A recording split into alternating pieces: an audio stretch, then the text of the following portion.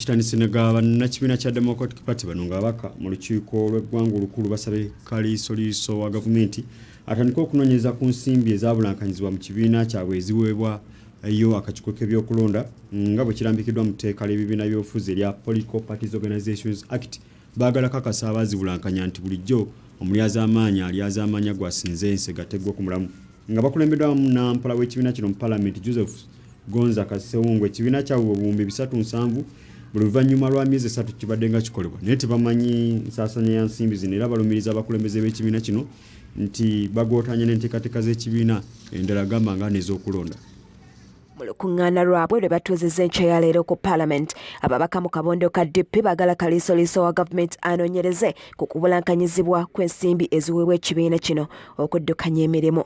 Mu tteeka erifuga ebibiina by'obufuzi erya Political Parties Organizations Act, ekibiina kya DP kiweebwa obuwumbi bw'ensimbi 370 buli luvannyuma lwa myezi 3 okuva mu kakiiko k'ebyokulonda.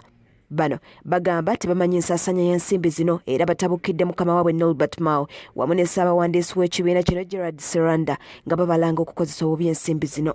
Kasita ssente ziva mu gavumenti n'olemu okuwa accountability IGG alina okunoonyereza kubanga ssente za gavumenti zirina okukola kye zaakuweebwa. Bwe bagamba nti bakuwa ssente n'okula ekyuma kya miliyoni 3 kyekya nekikuba party cards kyekikuba registers n'otamanya kyuma gye kiri n'otalaga endagaano yakyo olina okugenda wa IGG akubuuliriza. Tujja kikkiriza, tujja kulwanirira ekibiina kyaffe okulaba nti tekijja bikolwa bya nnakigwanyizi kubanga abantu abamu tukizudde balina ebigendererwa ebyabwe bye baagala okuggusa nga beeyambisa ekibiina. Buli mwezi ne tutoola ssente okulaba nti tuyimirizaawo ekibiina kyaffe. Tulumwa nti ekibiina kibatutegeeza abakulu nti kyagula ekyuma ekikuba empapula ne kikiteeka ku Nasa Road. Bw'otuukayo akiddukanya akugamba nti ekyuma kye batugamba kitwagula miliyoni 300,000 akiddukanya akugamba ye alina bubeezi engeri gyakolaganamu naffe. Bano era balumiriza abakulembeze b'ekibiina okuba emabega w'okutaataaganya enteekateeka z'ekibiina ez'okulonda. Kyatwewuunyisizza mbidde yennyini olw'ebigendererwa bye okugenda e Masaka n'akwata register ezaagaanibwa okukolebwa n'azookyamu n'atandika alina akantu ke yatandika bakayita Mbidde Foundation ng'agenza registeringamu abantu n'atandika okufuna abantu abo abali mu Mbidde Foundation ng'agenda abagabira registers nti kati abo be bammemba ba DP. Tulowooza nti kyetaagisa okuddayo ku musingi gw'ekibiina okukikulembera obulungi. Entalo zino eziva mu kulonda ne babaga tebalina ssente za kulondesa okusobola okuzza obukulembeze obujja ekibiina.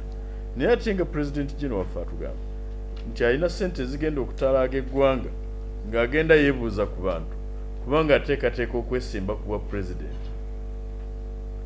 Kakati ne tubuuza ezo zo zigenda kuvaawo. We have a legal and a moral duty to our party and its members to come out and demand for action and also ask questions from our leaders to supply answers to the members countrywide.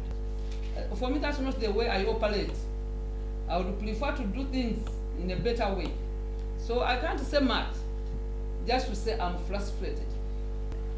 We're surprised that some group was actually masquerading as party organizers and trying to register people. Actually, we went back and we had to demand that the process goes through the normal channel and the processes of the Democratic Party. What is actually even more disturbing is that we agreed that these registers be withdrawn immediately.